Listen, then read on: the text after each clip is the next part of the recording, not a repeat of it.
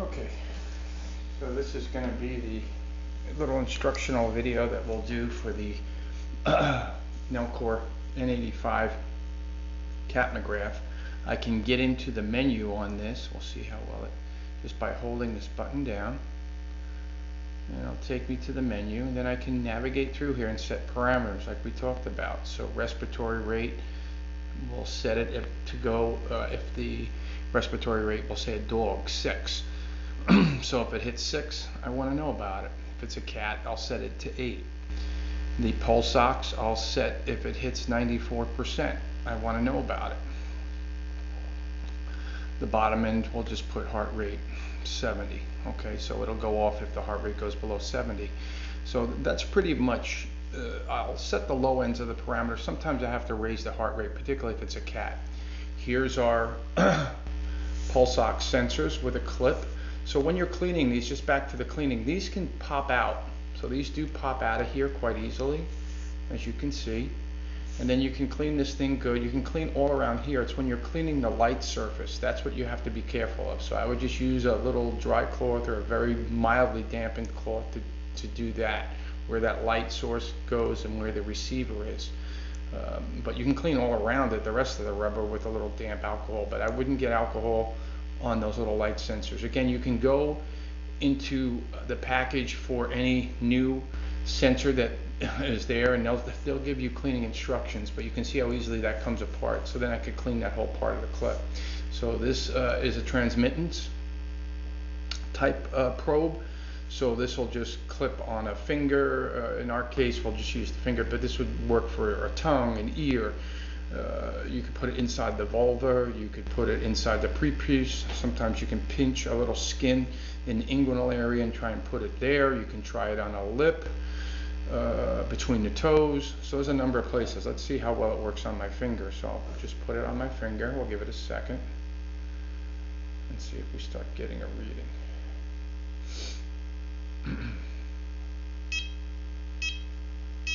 So there we go. I'm at 97% oxygen saturation. My heart rate's sitting at 71. So over here, so again, your PulseOx gives you heart rate, oxygen saturation. All right, so that's not too bad for an old timer like me. So I'm 97% saturated on room air. My heart rate is pretty good at 73. I like that. That's pretty comfortable. I try to keep it down. Maybe I can work in my mind to see if I can lower it a little bit, but we'll see. Just staying calm, relax.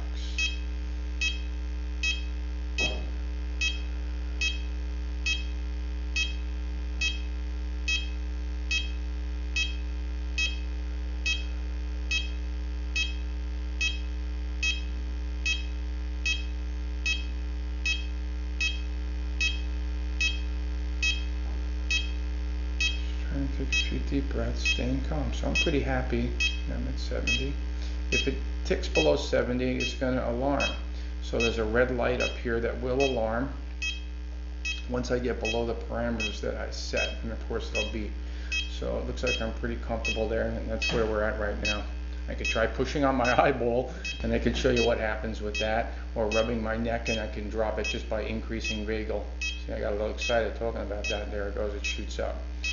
The second part of this device is the capnograph attachment. So here's the piece that will sit between the endotracheal tube and the anesthetic hosing. So there's a little sensor in there. It'll pick up the expired breath and send it along this hose, this little piece of tubing, back into the monitor. So the actual measuring of the CO2 occurs in this device. So here's my little attachment that's going to fit right in the between your patient and anesthetic hose, and it's going to pick up expired breath into the hose back to the machine. So this is now a side stream device versus the mainstream device that I showed you when I did the presentation a couple of weeks ago, which the device, everything is controlled right here. So they do have those devices, either little battery operated ones or a whole big piece that will fit on your attachment. that will give you the readings right there. So now let's go ahead and try. I'm going to put this in my mouth and try breathing a few times.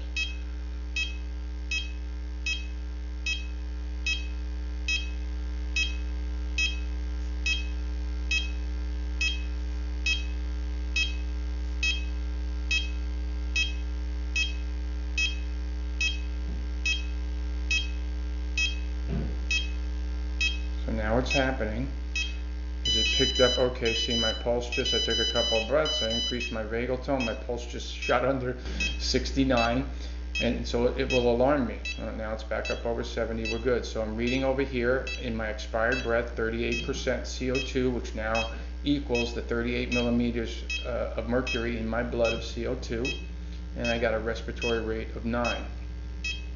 So let me just keep breathing a few times.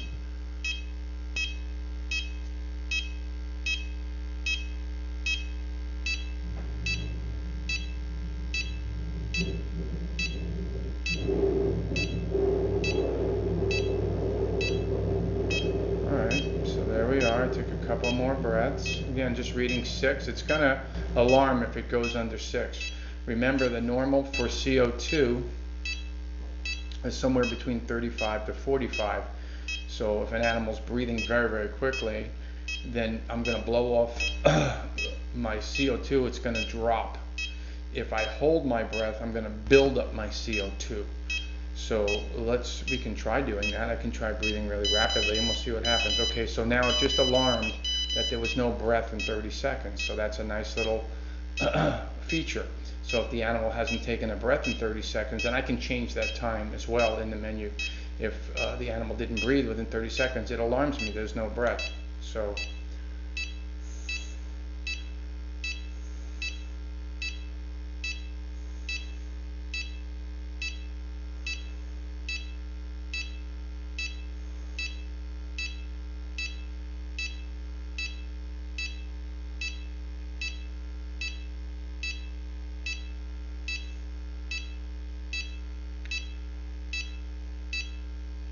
alright, so just a couple of breaths. So you can see, alright, it's a little bit lower than 35. I just breathed a few times more quickly. There's my respiratory rate up to 20.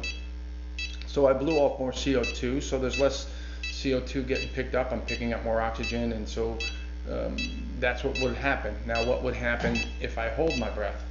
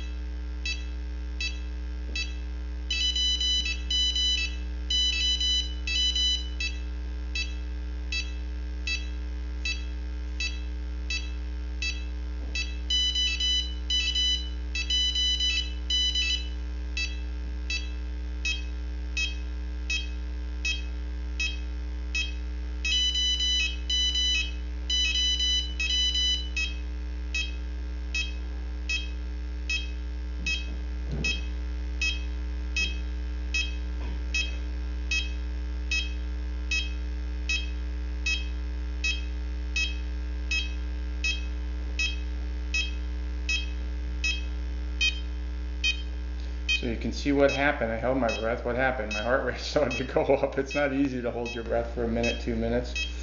But just in that one breath being held, my CO2 shot up over to 48. So again, that's not a bad number, but it is outside the normal range. If I held my breath a few times, I could really make that CO2 jump.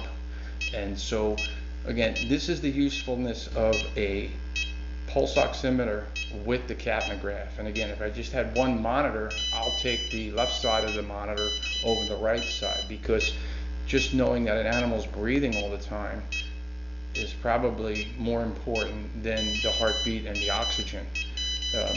Again, animals tend to have respiratory arrest followed by cardiac arrest. And so it's not so much cardiac arrest and then respiratory arrest. So when we're doing anesthesia in the animals, knowing your respirations, following that really closely is a critical role for the veterinary technician.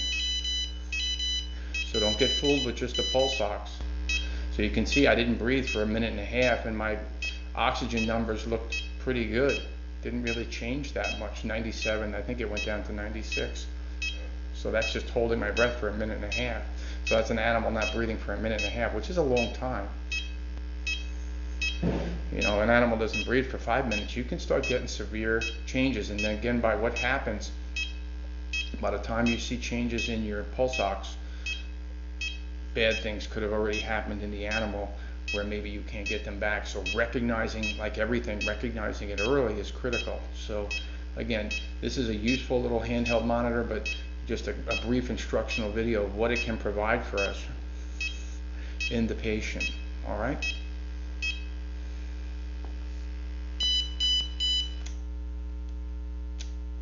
I just want to shut it off and turn it on real quick.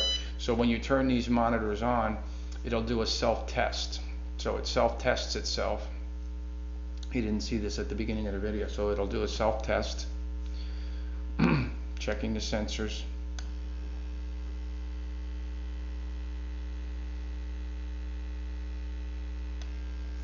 So you gotta get it warmed up and ready to go. Anytime you have the Capno, the pulse ox is just turned on, but the Capno needs a little second. So it just gives me the battery. It tells me it's charging. There you go. I got my finger probe on already. And then there's your respiratory waveform. This is a CO2 waveform that you see on the screen.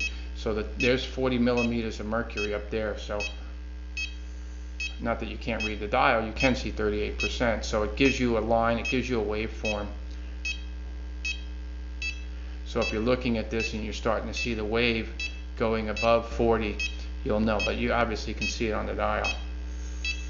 So there's a waveform that follows what's happening on your EtCO2. All right, so capnograph, just as a recap, gives you percent CO2, which equals millimeters of mercury directly in the blood. So 34% is 34 millimeters of mercury of CO2. Gives me my respiratory rate.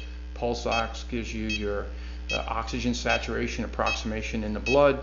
94 would be considered hypoxemic. And heart rate. Okay, so just picking up again, no breath in 30 seconds. So it's a good, what's going on? Don't ignore it. You know, again, if your pulse ox clip comes off, tells you SpO2 sensor. So it kind of alerts you. So it's a nice little, like I said, handheld monitor. It's battery charged. It'll operate without its power. You get at least 8 hours, so you charge it up for the day, you're ready to go. So it's just telling me my SpO2 sensor is not on. It'll beep. It'll just keep beeping like that and tell me, okay, I got to reset my sensor.